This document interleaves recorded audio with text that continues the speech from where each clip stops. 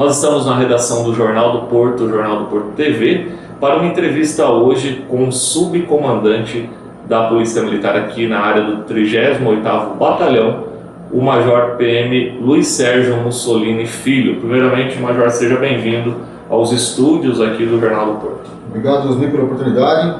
O senhor João Bellini está aqui com a gente, de Escalvadense, né? Então é um prazer, duas vezes é um prazer estar com vocês aqui. Bom, Major, nós convidamos o senhor para essa entrevista justamente para levar o conhecimento da população de Porto Ferreira e também da região, né? O senhor assumiu recentemente o subcomando do batalhão aqui na região de São Carlos, e Porto Ferreira faz parte, apenas para que os telespectadores, né, possam conhecer um pouco mais da carreira do senhor. Bom, Osni, eu saí da academia em 93, como eu já falei aí, fui para a tropa de choque, vim para São Carlos, fui para Descalvado em 95 e saí dali em 2015, depois de 20 anos, né, Sr. João? Trabalhando ali, combatendo o crime. Quando eu fui promovido ao posto de major, eu fui para Sumaré, vim para Limeira, fui para Araquara, fui para Ribeirão Preto e deixaram eu voltar para São Carlos. O ano que vem agora, talvez eu vou fazer um curso, é o curso superior de polícia, que dá a condição para o tenente-coronel ser promovido a coronel. Então existe essa possibilidade, está em fase final do concurso interno, talvez isso aí dê certo. Está praticamente certo, tá? Estou só guardando alguns recursos aí. E como você disse, Porto Ferreira está inserido no nosso batalhão. Porto Ferreira é uma cidade diferenciada, porque tem o eixo da Anhanguera, e isso traz para nós algumas consequências em termos policiais. O acesso à cidade é muito fácil, tem o rio também que ajuda a marginalidade, e com isso Porto Ferreira é tratado com um pouco de diferença em relação aos outros municípios que são um pouco mais tranquilos em relação a Porto Ferreira. Logicamente, algumas pessoas aqui do município conhecem também, porque o senhor foi por muitos anos professor universitário. Ministrei aula aqui na ACER por 5 anos e ministrei aula em Descalvado por 17 anos a nível universitário. Ministrei aula em curso da PM, na Academia do Barro Branco e outros por fora aí. Hoje, quantas cidades estão aí ao comando do 38º? Bom, o batalhão é composto por 7 municípios: Dourado, Ibaté, Ribeirão Bonito, que é a segunda CIA, São Carlos, a primeira CIA, a terceira CIA, Descalvado e São Rita Passa Quatro, e a quarta CIA em Porto Ferreira. Só destacando Porto Ferreira, né, é a única companhia destacada do batalhão que tem um pelotão de força tática. O que isso interfere? Bom, isso interfere no modus operandi do crime. Como o criminoso de Porto Ferreira ele é mais audacioso, a nossa força tática também é mais audaciosa em combater esse tipo de delito. Dessas 7 cidades, então, Major, é apenas 2 que compõem pelotões de força tática? São Carlos e Porto Ferreira. Podemos dizer, então, que Porto Ferreira é considerado, dentro da área do batalhão, uma das cidades aí que merece maior atenção do comando da polícia? Exatamente. Justamente por causa disso, nós temos a força tática aqui. Quando você olha Porto Ferreira isoladamente, vamos falar assim, mas é uma cidade perigosa, complicada em termos de segurança pública. Quando você puxa a lupa e compara Porto Ferreira com outros municípios do estado de São Paulo, Porto Ferreira está em situação bastante confortável em relação a isso. Quando o senhor fala sobre essa situação, né, em comparação aos municípios maiores, né, nós temos casos aqui recentemente de 2 assaltos em residência, um roubo a banco, e isso, de certo modo, causa pânico nos munícipes, né? E agora, o senhor falando de amplo modo, a região é uma região tranquila nesse sentido. A região é uma região tranquila. Eu posso assegurar isso porque quando eu passei por Sumaré, lá nós tínhamos uma cidade chamada Hortolândia. Só em Hortolândia nós tínhamos que cuidar de 12.500 presos. É uma situação bastante complicada, comunidades carentes ao redor dos presídios. Mas voltando a Porto Ferreira, em que pese ter acontecido essas ocorrências aí, Porto Ferreira continua sendo uma cidade com níveis aceitáveis de segurança. Sobre tráfico de drogas, como que é visto Porto Ferreira? Bom, é uma localidade onde mais se apreende drogas, né? Tem bastante apreensão de drogas. Hoje, inclusive, o capitão Reis, em operação, prendeu 2 traficantes por situações que nós já conversamos, né? É a beira da Anhanguera, é o acesso à cidade, são comunidades carentes, são bairros sem infraestrutura que o município, o estado deveriam propiciar. Nós temos aqui a linha da FEPASA, lembra quando começou a FEPASA? Eram 2, 3 casinhas, aí hoje é uma infinidade de casas lá, com relação à carência daquele bairro, quer dizer, né? Com relação à população, nós sabemos que 99% são pessoas do bem. Minoria são pessoas do mal, e são essas pessoas que nós temos que tirar do convívio social. Uma outra preocupação dos moradores aqui, Major, é sobre o atendimento do 190. Há algumas reclamações, quando a pessoa aciona o 190, cai lá na cidade de Ribeirão Preto. E com isso gera, né, na cabeça do morador, uma certa demora no atendimento. O que o senhor pode explicar? Bom, isso aí, a movimentação do 190 para Ribeirão Preto é uma política do governo, não é da polícia. Então, decidiu-se centralizar-se nos grandes comandos, que são 10 no interior, o atendimento 190. O cidadão liga o 190, cai em Ribeirão Preto, ele faz o despacho para a viatura aqui em Porto Ferreira, em Descalvado, em Santa Rita. O que mudou? O profissionalismo do atendente. Ele trata qualquer pessoa que ligar no 190 com profissionalismo. Ele quer saber o nome, o endereço, aonde está acontecendo a ocorrência, para que ele possa, através do computador, online, despachar a viatura para a localidade. Existem situações, né, que a pessoa está nervosa, não consegue dar o endereço corretamente, ela pode passar um local, um ponto de referência conhecido e que seja conhecido do atendente também. Tem plotado isso aí no mapa em Ribeirão Preto, os pontos de referências mais comuns dos municípios, e isso ajuda na chegada da viatura ao local da ocorrência. Major, então deixar claro, porque houve movimentação da política local, associação comercial, moradores, né, que fizeram abaixo-assinados para voltar o atendimento do 190 para o município. Então, isso é improvável. Bom, posso te assegurar, Osni, que isso não é só de Porto Ferreira. Várias cidades fizeram essa movimentação e não conseguiram convencer o governo do estado de São Paulo a retroagir nesse assunto. Então, o que eu posso dizer? Isso aí é um avião que foi posto no ar. Ele não vai voltar para trás. Os parafusos serão apertados em voo.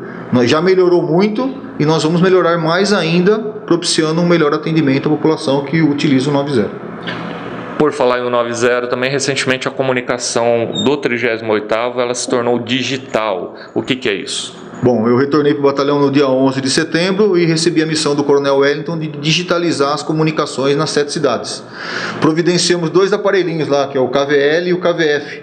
Passamos em todos os rádios do batalhão das viaturas e nos fixos, e a digitalização foi concretizada. A comunicação ela é encriptada. O marginal não escuta, o cidadão que tem o jornal na cidade, você não escuta mais com o HT, vamos dizer assim, pirata, e isso melhorou. Qual sentido? Há mais liberdade para nós falarmos coisas na rede, só nós ouvimos e só nós falamos.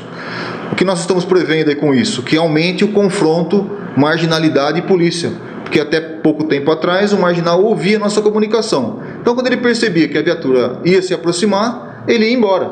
Hoje, ele não tem mais esse retorno. Então, a viatura vai chegar e vai encontrar o marginal praticando o roubo, o furto ou o que o vale aí. Major, sobre efetivo e número de viaturas em Porto Ferreira? Bom, o número de viaturas em Porto Ferreira e policiais militares aqui, ele tem um claro, que é o claro percentualmente do estado de São Paulo inteiro, certo? Nós estamos com escolas em formação e, havendo pessoas em interesse em vir servir em Porto Ferreira, eles serão deslocados para cá. Nós estamos com o efetivo existente abaixo do fixado, mas nós estamos trabalhando, formando policiais para que isso seja completado. Às vezes a gente vê o político pedindo, precisa aumentar o efetivo. Não precisa aumentar o efetivo, precisa completar os claros que existem. Então, às vezes, o pedido é formulado da forma errada. Isso tem que ser esclarecido. Nós temos um efetivo fixado para cada cidade, de acordo com a população flutuante, número de veículos, índice criminal, e nós temos o efetivo existente, que é o que nós temos realmente. A Polícia Militar ela tem a cada ano formado mais policiais. Nós estamos em formação lá de 2.500, que nós pretendemos vê-los nas ruas no final do ano que vem. E os concursos estão sendo abertos aí. Hoje a profissão policial militar, em termos pecuniários, é uma profissão atrativa, porque quando você faz a comparação do salário, do que é exigido para o policial militar, do seu ingresso, não é condizente com o da iniciativa privada. Hoje um policial militar para início na carreira ganha algo em torno de R$ 2.800, R$ 3.000. E o da iniciativa privada ganha R$ 1.200, R$ 1.000 a nível de segundo grau. É uma profissão atrativa, tá? Posso assegurar isso aí, haja vista o número de candidatos para os nossos vagas que são disponibilizadas aí. Major, tecnologia na polícia, o que a polícia tem feito? Bom, a Polícia Militar trabalha com os sistemas inteligentes, nós temos os tablets nas viaturas, nós temos os registros estatísticos todos via web. Hoje nós conseguimos rastrear a viatura aonde ela está, o que ela fez nos últimos serviços e todo o rastro do seu serviço. Nós temos o horário de chegada do policial na ocorrência, nós temos a hora em que o policial deixa a ocorrência. Isso aí para atender uma requisição judicial, para rebater uma crítica em relação à postura do policial, isso é feito através desses sistemas. Major, em comparação à grande mídia, né, muitas vezes a Polícia Militar, né, principalmente os grandes órgãos de imprensa, aparecem mais as ações negativas da Polícia Militar, né? Como o senhor vê isso? Bom, como eu vejo isso como uma tremenda maldade, né? Ao invés de explorar a coisa positiva, explora um ou outro fato negativo e tentam jogar na vala comum todos os policiais militares como se todos eles fossem perpetradores daquelas ações erradas. Não é verdade isso. A Polícia Militar, com quase 100 mil homens aí, 0,001% cometem inconformidades durante o serviço e ilícitos.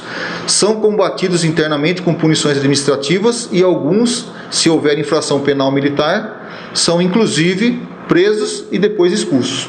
Major, a área sob seu comando, como que são os policiais?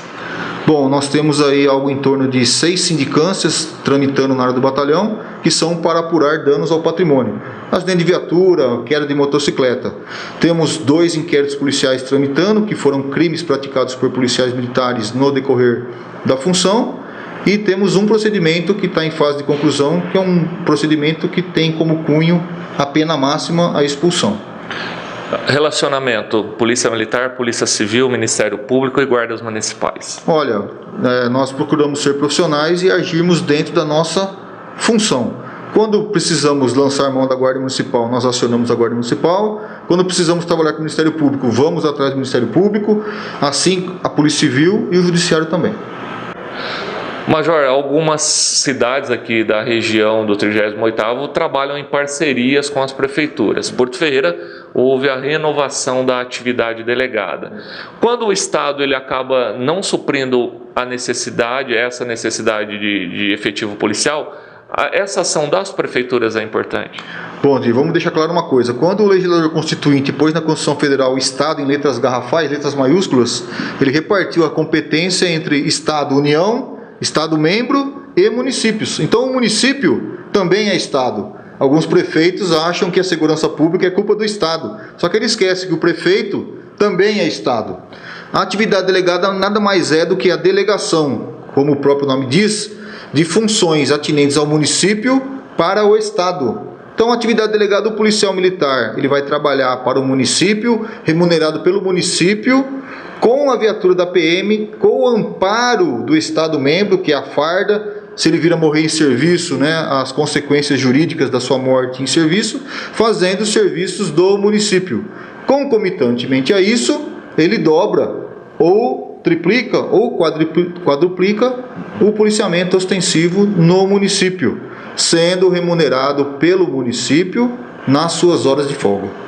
Major, logicamente que a função da Polícia Militar, né, não é só o combate diretamente ao crime, mas a preservação da ordem pública, isso se encaixa também ao trânsito. Infelizmente, nós já tivemos 5 mortes por acidente de trânsito aqui em Porto Ferreira só esse ano. E algumas pessoas, né, ainda reclamam da atuação da polícia no tocante ao trânsito. O que o senhor pode dizer? Bom, a função da polícia é combater a infração à lei. Quando o cidadão estaciona o veículo embaixo da placa proibido estacionar, ele está infringindo uma lei, que é a lei de trânsito. E para isso existe a medida administrativa, que é a multa. Se ele não está contente com a autuação que ele foi submetido, ele deveria, como cidadão de bem, cumprir a lei. Então, para nós, ele é infrator da lei. Temos o pequeno infrator da lei, que é o cidadão que para o carro embaixo de uma placa, por exemplo, e temos o grande infrator da lei, que é, por exemplo, o cidadão que pratica o tráfico de drogas, que comete um roubo a banco, um roubo à residência, crimes mais graves aí. Logicamente que é como se diz, né? Mexeu no bolso, complica. E gera um dissabor justamente por esse caso. Por causa desse fato aí, em contrapartida, a multa de trânsito, uma parte dela retorna para o município. As multas de solo, né, estacionamento em local errado, em cima da faixa de pedestre, a menos de 5 metros de construção, ela retorna para o município. Então esse cidadão que infringiu a lei de trânsito, ele colabora com o orçamento do município. Às vezes ele nem sabe disso, mas ele colabora. Major, o 38º, né, o que pode se esperar aí do comando do 38º aí para 2018? Bom, nós pretendemos reduzir os índices criminais, cumprir as metas do governo. Nós trabalhamos com a encriptação das comunicações telefônicas. O batalhão de São Carlos é pioneiro na área de Ribeirão Preto em relação a esse assunto. E nós estamos... o ProERD é uma coisa muito importante para nós. Nós pretendemos estender isso aí para todas as escolas da área do batalhão. Nós temos a tecnologia embarcada, que são os tablets, os terminais móveis de dado. A instituição está substituindo os terminais por celulares funcionais. O policial vai receber a ocorrência no terminal e já vai atendê-la diretamente onde aconteceu. Isso fica mais fácil para o comando também fiscalizar a ação dos policiais? Não, conforme foi dito, né? Hoje fica tudo registrado nos nossos computadores, tudo que o policial faz quando está logado na viatura. Ele assumiu o serviço de viatura 4 rodas ou viatura 2 rodas, ele loga o terminal móvel de dados dele e isso automaticamente, tudo que ele faz com a viatura fica registrado no nosso banco de dados para eventuais consultas ou requisições judiciais. Isso torna a polícia mais profissional? Torna mais profissional, facilita a fiscalização, o que o policial está fazendo, onde ele está fazendo, como ele está fazendo. Melhora em muito isso aí, tecnologia de primeiro mundo. Bom, logicamente que no ano que vem teremos eleições, né, para presidente, governadores, e por se falar em polícia militar, logicamente é pertinente essa minha pergunta, né, Major? Nós temos aí um pré-candidato à presidência da República, capitão do Exército chamado Jair Bolsonaro, que seria, aí, segundo as pesquisas, né, que levaria por um segundo turno às eleições presidenciais. Como que o senhor, por ser militar, vê isso, se seria uma solução para o país? Bom, o Jair Bolsonaro tem se posicionado como extrema-direita. Nós temos aí posturas de centro e de esquerda. Como eu vejo isso aí? É complicado entrar nessa seara aí. Como cidadão, Luiz Sérgio Mussolini, eu voto no Bolsonaro porque a minha formação é de direita, mas tem que se respeitar as outras posturas aí. Se vai ser o melhor para o país ou se não vai ser, não vai ser tão melhor assim, quem tem que resolver isso aí é a sociedade como um todo. Nós temos que ver as posturas que foram tomadas há pouco tempo atrás aí, o que foi feito com o nosso país, com as nossas riquezas, e verificar qual o posicionamento dos futuros candidatos com relação a esses assuntos aí. Nós temos dívidas homéricas aí contraídas nos últimos governos aí e que dificilmente serão solucionadas assim com um passe de mágica. Bom, Major, a gente gostaria de agradecer então a presença aqui nos estúdios do Jornal do Porto, né? E sempre que for necessário, a gente vai entrar em contato com o senhor para esclarecimentos e alguma coisa. E também parabéns pelo trabalho da Polícia Militar. Rosinho, eu agradeço a receptividade de vocês por onde eu passei hoje e estou à disposição quando vocês precisarem.